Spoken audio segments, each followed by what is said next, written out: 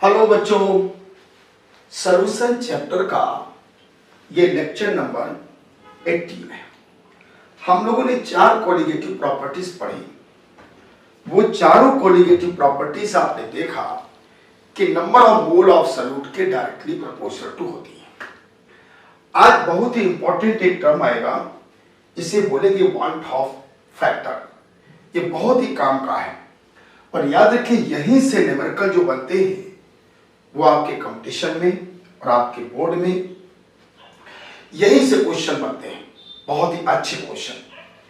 तो आज पहले हम थोड़ा सा ये आपको समझा देते हैं कि देखिए ये कोलिगेटिव प्रॉपर्टीज नंबर एक रिलेटिव लोअरिंग वेपर प्रेशर था। ये रिलेटिव लोअरिंग वेपर प्रेशर ये मोल फ्रैक्शन ऑफ सॉल्यूट, या हम इसको एन और एन प्लस कैपिटल एन से रिप्रेजेंट करते हैं। डाइल्यूट सॉल्यूशन के लिए ये वैल्यू बहुत ही कम होती है, तो एन और कैपिटल एन। देखिए ये जो रिलेटिव लोअरिंग वेपर प्रेशर है ये number of mole of solute के डायरेक्टली प्रोपोर्शनल टू है। इसी तरीके से आपने एलिवेशन ऑफ बॉइलिंग पॉइंट में केबी और यम क्या है, मोलरिटी है। इसको हम ऐसे भी लिख सकते हैं, मोलरिटी को number of mole of solute और amount of solvent in kilogram. ये देखिए किलोग्राम में सॉल्वेंट हो गया। ये कोलिगेटिव प्रॉपर्टी भी नंबर ऑफ मोल के जो है डायरेक्टली प्रोपोर्शनल टू है।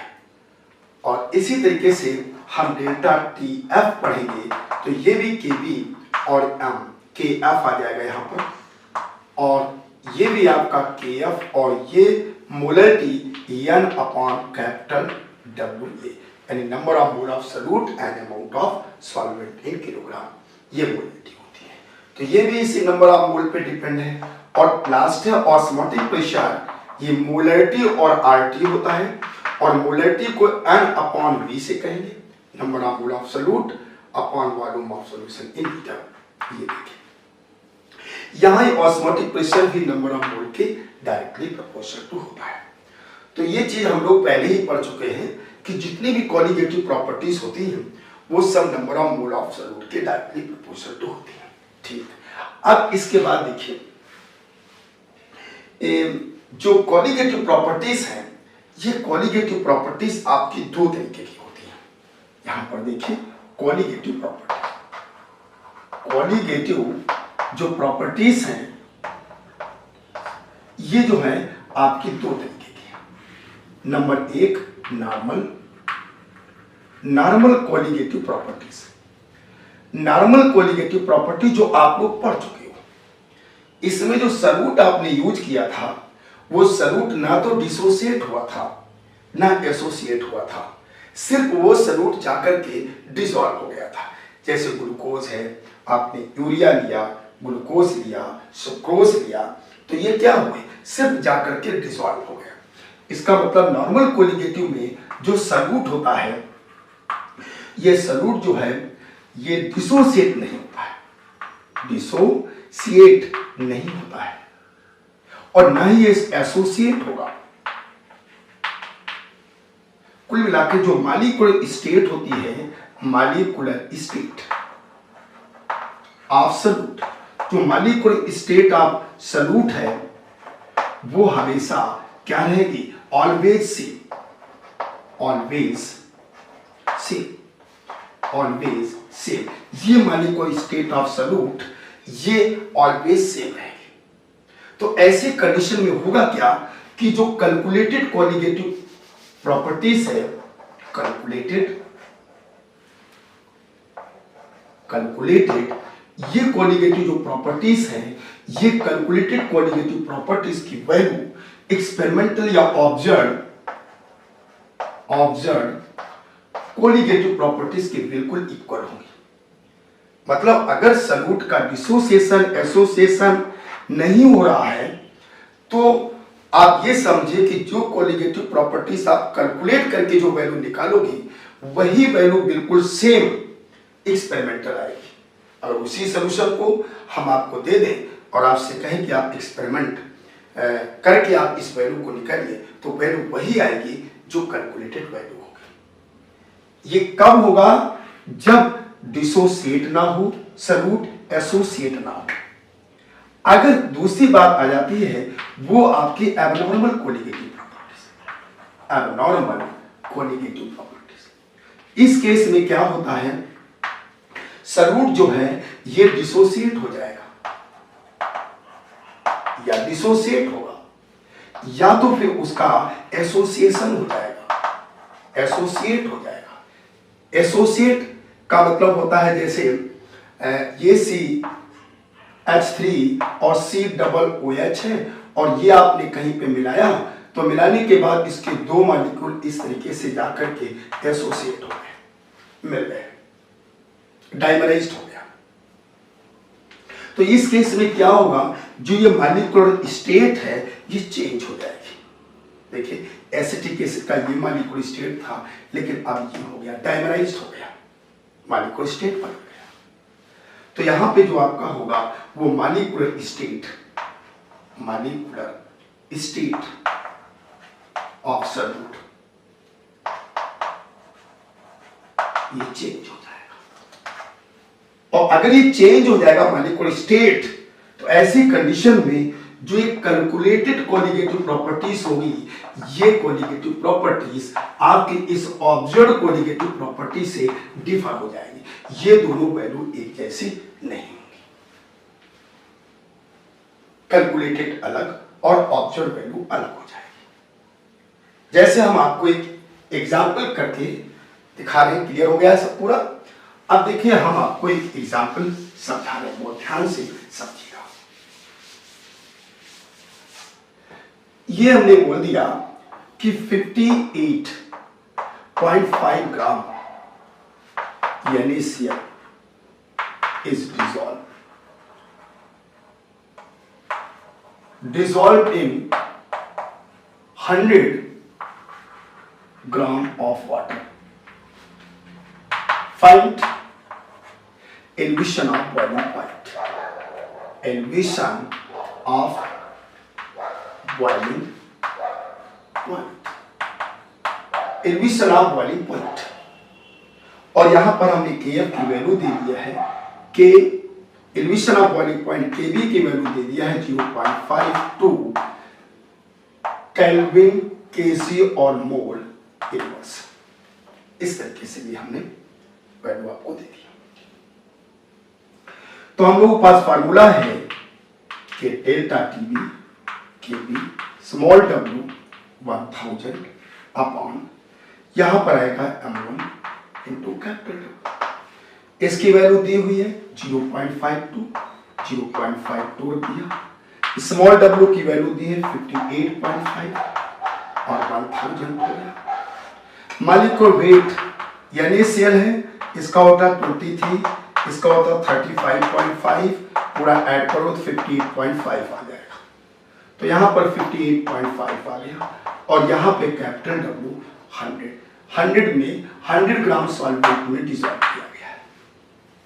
तो देखिए कैंसिल हो गया, 1 मोल आ गया, ग्राम अपॉन मॉलिक्यूलर वेट 1 मोल। ये 0 से कैंसिल, 10 कैसे मल्टीप्लाई करेंगे तो 5.2 ये डिग्री सेल्सियस, यहां इसी को केल्विन में लिखा, क्योंकि change in evolution in boiling point ये चाहे डिग्री सेंटीग्रेड में लिखे चाहे केल्विन में लिखे। अब ये वैल्यू जो आपकी आई, ये वैल्यू इस तरीके से रॉन्ग है, गलत है। क्यों? क्योंकि यहां पर जो NaCl आपने सॉल्यूट लिया है, तो सॉल्यूट तो डिसोसिएट हो जाएगा, और जब डिसोसिएट हो जाएगा तो नंबर ऑफ मोल इंक्रीज हो जाएंगे। जैसे देखिए यहां पर आप क्या करेंगे, NaCl जब ये कंडीशन आएगी तो आपका जो NaCl ये तो टूट गया, यानी प्लस और Cl माइनस। यहां 1 मोल आपने डाला और यहां पर 1 मोल ये है और 1 मोल ये है, यहां पे नंबर ऑफ मोल तो इंक्रीज हो गए, यानी 1 मोल आपने डाला तो यहां पे तो 2 मोल हो गए, नंबर ऑफ मोल तो इंक्रीज हो गए, क्योंकि एलिवेशन ऑफ बॉइलिंग पॉइंट तो नंबर ऑफ मोल पे डिपेंड है। नंबर ऑफ मोल तो इंक्रीज हो गए, नंबर ऑफ मोल आपका इंक्रीज हो गया, 2 हो गए। तो 2 जब हो गए तो यहां पे 1 मोल रख लो, तो रखना चाहिए 2। तो अगर हम इसी सॉल्यूशन को दे दें और आपसे कहें कि आप लैब में जाइए और आप एक्सपेरिमेंटल वैल्यू निकाल के लाइए, तो ये वैल्यू जानते हो, ये वैल्यू आ जाएगी 10.4। इतनी वैल्यू आपको एक्सपेरिमेंटल मिलेगी, ये वैल्यू ऑब्जर्व मिलेगी, लेकिन कैलकुलेटेड वैल्यू तुम्हारी ये आ रही है। और ऑब्जर्व वैल्यू, एक्सपेरिमेंटल वैल्यू या रियल की वैल्यू ये होगी, तो आंसर आपका भी सही होगा। तो इस प्रॉब्लम को सॉल्व करने के लिए हमें वन टॉप फैक्टर का सहारा लेना पड़ेगा। वन टॉप फैक्टर को पढ़ना चाहिए। तो जब किसी सॉल्यूट का एसोसिएशन या डिसोसिएशन होगा तो वहां पे याद रखिएगा कि वन टॉप फैक्टर यूज होगा, वो न्यूमेरिकल वन टॉप फैक्टर से लगेगा। देखिए हम वन टॉप फैक्टर की बात कर रहे हैं, क्या है, किस तरीके से वन टॉप फैक्टर हमें यूज करना है, उसे आप अच्छी तरीके से समझेगा।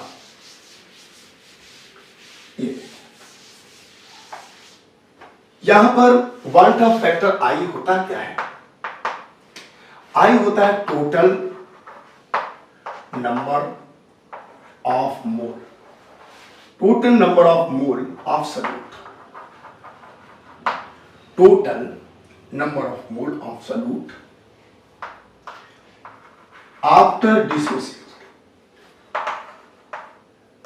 आफ्टर डिसोसिएशन या फिर एसोसिएशन अपॉन, यानी आफ्टर डिसोसिएशन और association upon total number of mole of solute, यहां हो जाएगा बिफोर डिसोसिएशन और एसोसिएशन, ये होता है आई। अगर आपसे आई को डिफाइन करने को कहा जाए तो यही रेशियो होता है, वन टॉप फैक्टर आई। आई हमें क्या रिप्रेजेंट करेगा? आई रिप्रेजेंट ये करता है कि how many number of moles of solute increase और डिक्रीज, यानी आई को ये बताता है, जैसे अभी आपने NaCl के बारे में पढ़ा, तो NaCl में बताइए क्या था, आपने 1 मोल डाला, तो 1 मोल डाला तो हो कितने गए? 2 मोल। क्या आई की वैल्यू 2 हो गई, डबल हो गया। यानी आई हमें रिप्रेजेंट करेगा how many number of mole of solute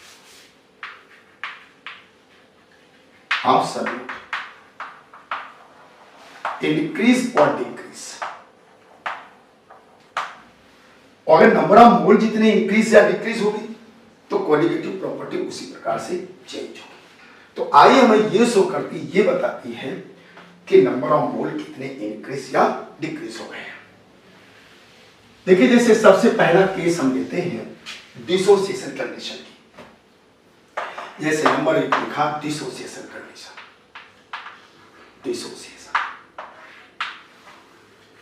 dissociation condition में याद रखिए वन टॉप फैक्टर आई की वैल्यू हमेशा 1 से ज्यादा होगी, पहला पॉइंट। क्योंकि डिसोसिएशन में क्या होगा, नंबर ऑफ मोल इंक्रीज हो जाएंगे, नंबर ऑफ मोल इंक्रीज हो जाएंगे, और नंबर ऑफ मोल इंक्रीज होने से आई की वैल्यू बढ़ेगी, तो वन टॉप फैक्टर की वैल्यू बढ़ने से क्वालिटेटिव प्रॉपर्टीज बढ़ जाएगी। इसका मतलब यहाँ पे जो ऑब्जर्व वैल्यू होगी, ऑब्जर्व क्वालिटेटिव प्रॉपर्टीज होगी, वो वैल्यू ज्यादा होगी इस कैलकुलेटेड वैल्यू से, कैलकुलेटेड क्वालिटेटिव प्रॉपर्टी से ज्यादा होगी। फर्स्ट पॉइंट, ये सेकंड पॉइंट। जैसे मान लीजिए एग्जाम्पल हमने दिया NaCl आपका टूट जाएगा, इसको सॉल्यूट यूज करोगे, मान लीजिए 100% ये आयोनाइज्ड हो गया, तो ये इस तरीके से टूटेगा, 100% आयोनाइज्ड होगा। तो I इक्वल टू क्या होता है? I होता है number of mole of solute after dissociation. अब यहाँ तो डिसोसिएट हो रहा है तो डिसोसिएशन लेंगे, एसोसिएशन की बात नहीं। After dissociation upon total number of mole before dissociation, तो आफ्टर डिसोसिएशन में यहां पर आपको 2 मोल मिले, 1 मोल ये मिला, 1 मोल ये मिला, और यहां पर 1 मोल। तो इस तरीके से 2 मोल आपको मिले, और बिफोर में 1 है, आफ्टर में 2 मोल हो गए, तो आई इक्वल टू यहां पे 2 होगा। टू। और देखिए एग्जाम्पल हमने दे दिया, जैसे CaCl2 दे दिया, मान लीजिए 100% आयोनाइज्ड हो रहा है, तो 100% आयोनाइज्ड होने पर ये इस तरीके से टूटेगा। अब बताइए 1 मोल आपका यहां पर है, यहां आपने 1 मोल लिया, यहां पर आपको 2 मोल मोल मिल गए, क्योंकि नंबर ऑफ मोल पे डिपेंड है, नेचर ऑफ पार्टिकल पे, नेचर ऑफ मोल पे डिपेंड नहीं, नंबर ऑफ मोल्स पे डिपेंड होता है। तो I इक्वल टू हो गया total number of mole absolute after dissociation, 2 और 1 3 हो गया, और बिफोर आपने 1 लिया था, तो I की वैल्यू कितनी हो गई, I की वैल्यू 3 हो गई, 1 ऑफ फैक्टर 3 हो गया। बड़ी जरूरत पड़ेगी 1 ऑफ फैक्टर की। इसी तरीके से देखिए, अगर हमने यहां पर Al2SO4 का होल थ्राइस ले लिया और हमने कहा 100% आयोनाइज्ड होता है, तो यहां पर आ जाएगा ट्वाइस Al पे +3 प्लस थ्राइस SO4 पे 2 नेगेटिव। बताइए आई आफ्टर डिसोसिएशन 2 मोल्स ये मिले, 3 मोल्स ये मिले, 5 मिला, और अपान यहां पर तो एक ही मोल है, तो यहां पर 5, आई की वैल्यू 5 हो गई। एक और बड़ा इंपॉर्टेंट है K4 और FeCl का होल सेट, पोटेशियम फेरोसाइनाइड है, और ये भी मान लिया हमने 100% आयोनाइज्ड हो गया। अगर न्यूमेरिकल में या तो देगा कि 80% डिसोसिएट हो रहा है, 10% डिसोसिएट हो रहा है, 90% हो रहा है, अगर नहीं दिया हुआ तो हम लोग उसे मान लेते हैं कि 100% डिसोसिएट हो रहा है। तो इस तरीके से यहां पर आएगा 4K प्लस, और यहां पर FeCl का होल 6, और इसके बाद यहां -4 4। कितने पार्टिकल मिले आपको, 4, ये 1 ये 5। तो I क्या हो गया, आफ्टर डिसोसिएशन आपको मिले कितने, 4 ये, और 1 यहां से मिल गया, 5 मिल गया, और यहां पर आपका 1। तो इस तरीके से यहां भी 1 ऑफ फैक्टर कितना आ गया, 5 आ गया। अब जैसे मान लीजिए कोई हम जनरल बात कर दें कि 100% आयोनाइज्ड नहीं हो रहा है, फिर हमें I की वैल्यू फाइंड आउट करना है, तो फिर कैसे, हमने बोल दिया 80% डिसोसिएट हो रहा है या 50% हो रहा है, तो हम लोग कैसे क्या करेंगे। देखिए एक हम जनरल इक्वेशन आपको बना के दे रहे हैं। मान लीजिए जैसे A है, ये डिसोसिएट हो गया B + C + D प्लस न जाने कितने पार्टिकल में डिसोसिएट हो गया, जनरल बात बना रहा हूं, ठीक। अब मान लीजिए इसका 1 मोल आपने इनिशियल स्टेट में लिया, ये 0 0 0 हो गया, ठीक है। अब मान लीजिए कि ये अल्फा मोल डिसोसिएट हो गया। अगर ये अल्फा मोल डिसोसिएट हो गया, भाई 1 मोल अगर ये डिसोसिएट हुआ तो इनिशियल स्टेट में तो 0 0, 1 मोल डिसोसिएट होगा तो 1 मोल ये, 1 मोल ये, 1 मोल ये, 1 मोल सब मिलेंगे जितने भी होंगे। अगर जैसे मान लो यहां पर अल्फा मोल डिसोसिएट हो गया, तो जब अल्फा मोल ये डिसोसिएट हो जाएगा तो बचेगा कितना, 1 माइनस अल्फा। अब अल्फा मोल डिसोसिएट होगा तो अल्फा ही बनेगा, क्योंकि 1 है, ये भी अल्फा बनेगा, ये भी अल्फा बनेगा, और भी जो होंगे वो सब अल्फा बनेंगे। तो number of particle, number of मोल लिखो या पार्टिकल लिखो, number of mole after dissociation, after dissociation, ये आ जाएगा 1 माइनस अल्फा, और प्लस ये सब जोड़ देते हैं, ना है जोड़ देते हैं, तो अल्फा अल्फा अल्फा ना जोड़ करके आपने एन अल्फा लिख दिया, एन अल्फा लिख दिया। भाई 1 minus alpha plus alpha plus alpha plus alpha plus alpha plus, तो हमने एन अल्फा लिख दिया। तो अब देखिए यहां पर आई कितना आ गया, आई आ गया number of moles absolute after dissociation कितना हुआ, 1 minus alpha plus alpha n alpha और अपॉन 1, एक मोल तो आपने इनिशियल में लिया था। तो I इक्वल टू हमारे पास आया 1 माइनस अल्फा और एन अल्फा। ये फार्मूला हमारे काम का है, जनरल फार्मूला मैंने बना दिया। F क्या है, अल्फा क्या है, ये डिग्री ऑफ डिसोसिएशन है, degree of dissociation, degree of dissociation है। और n क्या है, ये नंबर ऑफ पार्टिकल है, total number of product particle, product particle, particle कह दो या मोल कर दो, जैसे यहाँ पर आपको यहाँ पे 2 मिले 3 मिले वो आ जाएगा। यानी total number of product particle है जो आपको डिसोसिएशन से मिलेंगे। जैसे हमने आपको बना के दिखाया ये क्वेश्चन, जैसे अभी हमने लिखा आपके सामने, जैसे Mg या CaCl2 लिख दिया, अभी लिखा था आपने 100% आयोनाइज्ड किया और आपने इस तरीके से इसको लिख दिया और कहा कि 1 मोल ये 2 मोल ये, तो I इक्वल टू आपने इसका निकाल दिया था, आगे निकाला। अब जैसे मान लो हमें इस फार्मूले को यूज करना है, 1 minus alpha plus n alpha upon 1 तो होता है। अब 100% आयोनाइज हो रहा है, यहां कितना हो रहा है 100% आयोनाइज हो रहा है।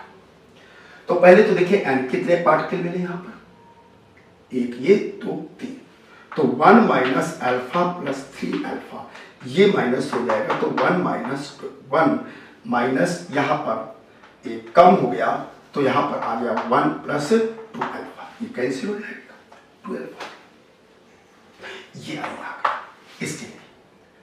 अब 100% आयोनाइज्ड हो रहा है। हम यहां पर 1 मोल में डिग्री ऑफ डिसोसिएशन 1 में दिखाया था कि 1 में कितना डिसोसिएट होगा, यहां पे 100 में आपका 100 डिसोसिएट होगा क्योंकि 100% आयोनाइज्ड हो रहा है।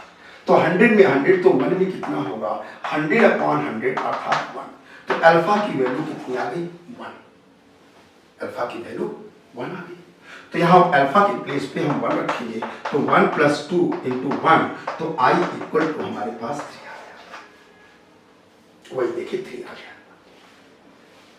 अगर जैसे मान लो इस जगह हम ये कह देते कि मान लीजिए कि हमने कहा कि 80% ये डिसोसिएट हो रहा है, न्यूमेरिकल प्रॉब्लम में 80% मैंने दे दिया, 100% नहीं दिया, तब तो 3 आप नहीं लिख सकते हो क्योंकि 80% 100% होता तो I इक्वल 3 हो जाता, हम देख करके बता देते कि भाई 3 आंसर मिले तो हमारा I की वैल्यू 3 हो गई।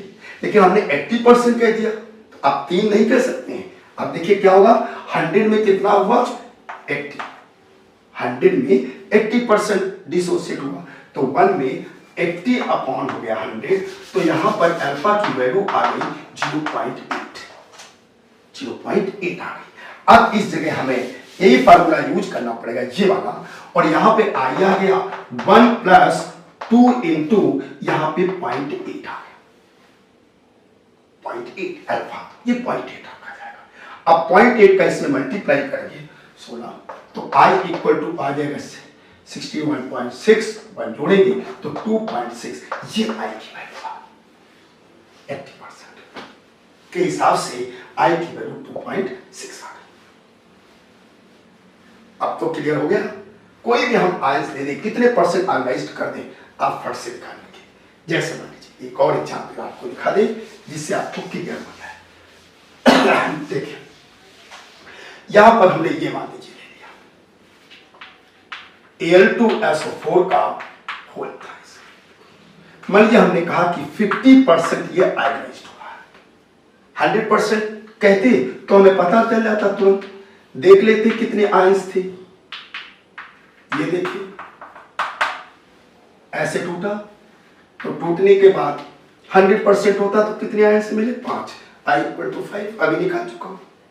अब हमने कहा 50%, तो अब हमारे पास I इक्वल टू क्या 1 माइनस अल्फा प्लस एन, ये होता है I हो गया 1 माइनस अल्फा, एन कितने हुए यहां पे आपको मिल रहे हैं 5 अल्फा हो गया। अब 5 अल्फा तो I इक्वल टू हो गया 1 प्लस 4 अल्फा, 1 अल्फा कैंसिल हो गया 4। अब 50% आयोनाइज्ड होगा, तो 100 में 50 हो रहा है, तो 1 में 50 अपॉन हो गया 100 या 0.5, तो अल्फा की वैल्यू 0.5 हो गया, क्योंकि 1 मोल में देखा जाएगा कितना डिसोसिएशन होगा। तो इसका मतलब I equal to 1 plus 4 into 0.5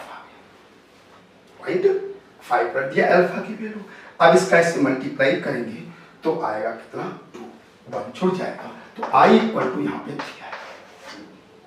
इसके लिए जो है I की वैल्यू 3 हो जाएगी। तो अब तो I की वैल्यू 1 था फैक्टर डिसोसिएशन कंडीशन में हम लोग निकाल लेंगे। इस फार्मूले को याद रखिए, I equal to 1 minus alpha n alpha. ये 1/2 फैक्टर हो गया। अल्फा डिग्री ऑफ डिसोसिएशन है और n ये नंबर ऑफ पार्टिकल्स हैं जो डिसोसिएशन के बाद हमें प्रोडक्ट के एसोसिएशन कंडीशन में याद रखिए I की जो वैल्यू होगी वो 1 से कम होगी, क्योंकि एसोसिएशन होगा तो नंबर ऑफ मोल्स डिक्रीज हो जाएंगे। दूसरी बात यह है कि जो ऑब्जर्व्ड कोलिगेटिव प्रॉपर्टीज है ये वैल्यू कम होगी इस कैलकुलेटेड कोलिगेटिव प्रॉपर्टी से, क्योंकि नंबर ऑफ मोल जब डिक्रीज हो जाएंगी तो फिर जो है ऑब्जर्व्ड वैल्यू कम हो जाएगी। इसका मतलब एक्सपेरिमेंटल वैल्यू अलग होगी, कैलकुलेटेड वैल्यू अलग होगी। यहाँ पर कौन ज्यादा होगी? Calculated value. अब देखिए क्या होगा, जैसे एग्जाम्पल हम आपको दिखा रहे हैं, ये एसिटिक एसिड हो गया, 2 मॉलिक्यूल्स के एसोसिएट होकर के यहाँ पर डाइमराइज्ड हो गया, ये बन गया। ये हाइड्रोजन बॉन्डिंग की वजह से बन जाता है। ये देखिए यहाँ पर ये एसिटिक एसिड आपने ले लिया, यहाँ पर हाइड्रोजन बॉन्डिंग बन गई। ये देखिए ये एसिटिक एसिड का एक मॉलिक्यूल है, दूसरा मॉलिक्यूल ये है, ये हाइड्रोजन बॉन्डिंग से जुड़ करके डाइमराइज्ड हो गया है। तो यहाँ पर देखिए 2 मोल्स थे, कितने लिए थे? 2 मोल, और यहाँ पे आपको 1 मोल मिल गया। 2 मोल थे, 1 मोल मिल गया, तो I क्या हो गया? I number of mole after association. After association से कितना मिला? 1, और बिफोर 2 था, तो इसका मतलब 0.5। I की वैल्यू 0.5। देखिए I की वैल्यू 1 से कम। ठीक, अब इसी तरीके से जैसे मैंने कहा कि ये 3 मॉलिक्यूल एक मतलब जो है डाइमराइज्ड हो गए हैं और यहाँ पर ये चीज मिल गई। बताइए यहाँ पे 3 मोल आपने लिया, यहाँ पे आपको 1 मोल मिल गया। ठीक, अब जब 1 मोल मिल गया तो बताइए I क्या हो जाएगा? बिफोर आफ्टर एसोसिएशन में 1 मोल हुआ और बिफोर में 3 हो गया, तो I की वैल्यू 1/3 होगी। I की वैल्यू कम, क्योंकि यहाँ पे मतलब एसोसिएशन हो रहा है, नंबर ऑफ मोल्स डिक्रीज होंगे, और जब नंबर ऑफ मोल डिक्रीज होंगे तो जो कोलिगेटिव प्रॉपर्टीज होगी उसकी वैल्यू भी डिक्रीज होगी। अब देखिए इसके लिए भी एक जनरल बना देता हूं जिससे आपको आसान हो जाए। जनरल बनाने में देखिए आप लोगों, यहां पर हमने मान लिया n मॉलिक्यूल A है, ये इस तरीके से बन गया, पॉलीमराइज्ड हो गया। इसका हमने 1 मोल ले लिया, 0 बना, 1 मोल, और है कितने? n। अगर मान लीजिए कि यहां पर अल्फा मोल ये एसोसिएट हो रहा है, तो अल्फा मोल अगर एसोसिएट हो रहा है तो बचेगा कितना? 1 माइनस अल्फा। ठीक, अल्फा मोल एसोसिएट हुआ तो 1 माइनस अल्फा ये बचा। अच्छा, आप इधर आ जाइए। इधर क्या है कि 1 मोल में अल्फा बना, 1 मोल के लिए अल्फा बना क्योंकि अल्फा मोल एसोसिएट हुआ, लेकिन n के लिए कितना बनेगा? अल्फा अपॉन n हो जाएगा। ये आपका जो है अल्फा अपॉन n हो जाएगा। क्लियर हुआ? देखिए फिर बता देता हूं। 1 मोल लिया इनिशियल में, मानिए अल्फा मोल ये एसोसिएट हुआ, तो अल्फा मोल जब एसोसिएट हो जाएगा तो ये बचे कितना? 1 मोल से अल्फा कम कर दिया तो 1 माइनस अल्फा हो गया। तो 1 मोल में अल्फा हुआ, लेकिन यहां n लिया तो n मोल में कितना हुआ? n मोल में अल्फा हो गया। तो 1 मोल, क्योंकि हमें 1 मोल में फाइंड आउट करना होता है। ऐसे देखिए आप लोग कि जैसे मान लीजिए यहां पर हमने Na ले लिया और यहाँ पे A का होल n हो गया। ठीक, यहाँ पे 1 मोल ले लिया और यहाँ पे 0। फिर मैंने कहा अल्फा एसोसिएट हो गया, तो अल्फा एसोसिएट, तो ये बचा, ये तो बचा। तो आपने यहाँ पे कहेंगे कि और एसोसिएशन हम 1 मोल में निकालते हैं, तो n मोल में एसोसिएशन कितना हुआ? अल्फा, यानी n मोल में कितना हो गया? अल्फा। तो 1 मोल में एसोसिएशन निकालोगे तो अल्फा अपॉन n, तो यहाँ अल्फा अपॉन n हो गया। तो इसके बाद number of mole after association this equal to हो जाएगा हमारे पास ये सब ऐड कर देते हैं 1 माइनस अल्फा प्लस यहाँ पर हो जाएगा अल्फा अपॉन एन। यही है नंबर ऑफ पार्टिकल्स या मोल्स जो हमें एसोसिएशन से मिलता है, वो हो जाएगा। तो जैसे हमने कोई जनरल क्वेश्चन बनाया इस तरीके से, हमने कहा कि भाई ये फिनॉल है और इसके 2 मॉलिक्यूल एसोसिएट हुए और ये कंडीशन आपकी आकर के मिले। और अगर मान लो हमने कहा 100% एसोसिएट हो गया, 100% एसोसिएट हो गया, तो हम लोग यही वैल्यू लगाएंगे। I इक्वल टू क्या हो जाएगा 1 minus alpha plus alpha upon n upon 1 तो 1 की कोई वैल्यू ये होगा। तो I इक्वल टू क्या होगा 1 minus alpha plus alpha upon, यहां पर बताइए यहां 2 मॉलिक्यूल इस तरीके से आपके मिले, मिल करके यहां डाइमराइज्ड हो गए, यानी 2 मॉलिक्यूल एसोसिएट हो गए। कितने 2, तो यहां n के प्लेस पे 2 रखा जाएगा। अगर 3 मॉलिक्यूल मतलब तो है एसोसिएट हो रहे हैं तो n की वैल्यू 3 हो जाएगी, 4 एसोसिएट हो रहे हैं तो n की वैल्यू 4 हो जाएगी। तो इस तरीके से ये अल्फा अपॉन 2 आ गया। क्लियर हो गया? ये वैल्यू इस तरीके से हम लोग रखेंगे। अब 100%, अब 100% का मतलब अल्फा की वैल्यू कितनी होगी, जैसे यहाँ पे देखिए 100 में 100 हो गया तो 1 में 100 अपॉन, क्योंकि 1 में निकालते हैं हम लोग, 1 आ गया, अल्फा की वैल्यू 1 आ गई। तो अल्फा की वैल्यू यहाँ पे 1 रखेंगे, यहाँ 1 रखोगे, इसे आप सॉल्व करोगे तो I इक्वल टू 1 अपॉन 2 आ जाएगा। 1 अपॉन 2 आ गई, जैसे अभी आपको निकाल के दिखाया था।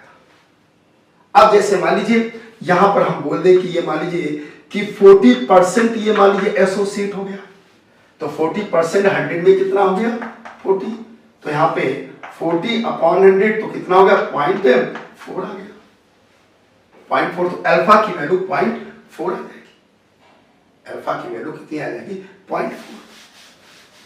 तो यहां पर हम I इक्वल टू रखेंगे तो 1 माइनस 0.4 प्लस 0.4 अपॉन 2, ये I की वैल्यू हमने यहां से निकाली और रख करके हम लोग अपना प्रॉब्लम सॉल्व करें। ये बात आपको क्लियर हो गई, क्योंकि कंसेप्ट क्लियर हो जाएंगे तो न्यूमेरिकल अपने आप हो जाएंगी, फिर आपको कुछ भी सोचने समझने की जरूरत नहीं पड़ेगी। अब देखिए इसके बाद हम एक पॉइंट लिखते हैं कि यहां पर ये जो ऑब्जर्व्ड कोलिगेटिव प्रॉपर्टीज है ये प्रोपोर्शनल टू है number of mole of solute after dissociation या फिर एसोसिएशन की कंडीशन।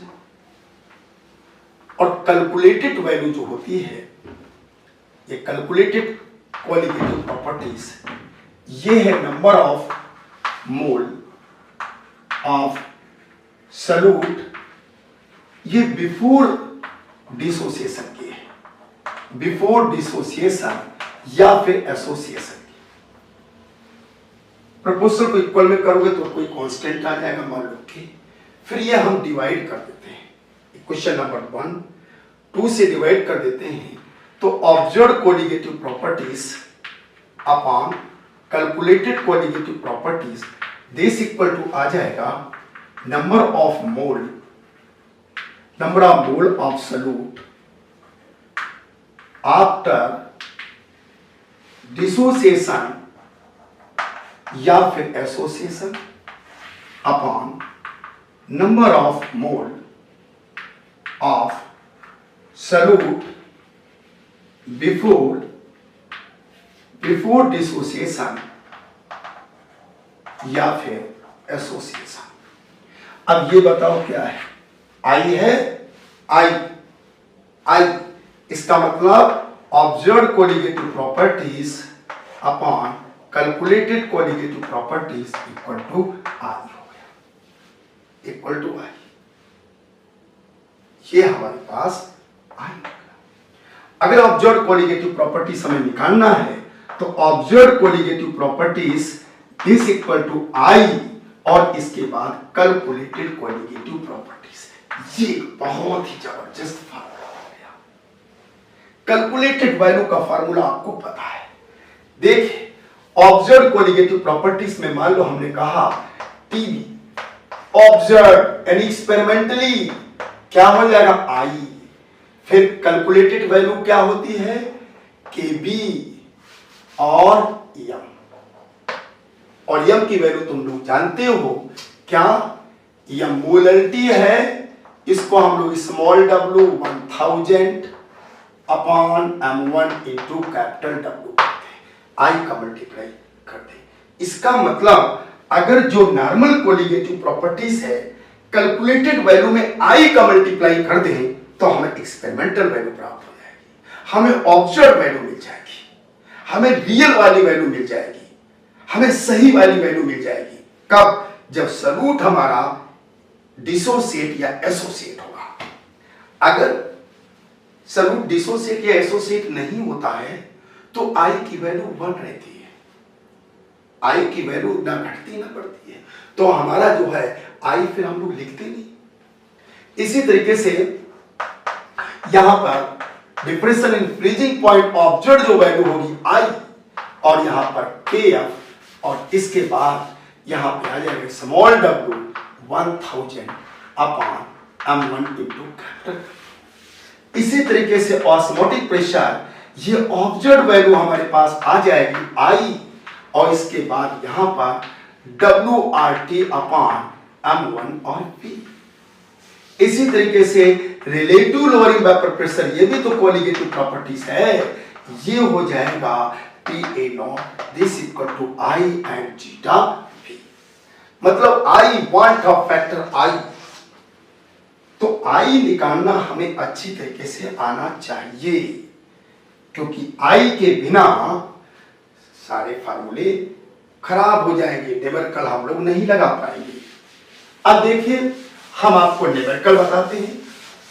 अब बहुत बढ़िया बढ़िया न्यूमेरिकल आपके सामने आ जाएंगे और आप उन्हें सॉल्व कर लोगे।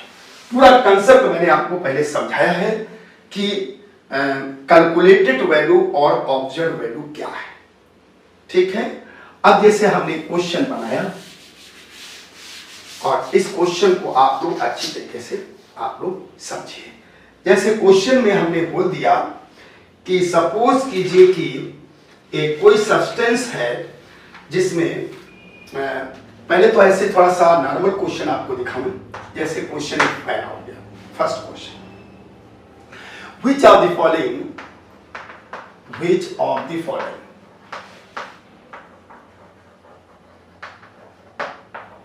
has higher osmotic pressure। ठीक, 3 सॉल्यूशन दे दिया।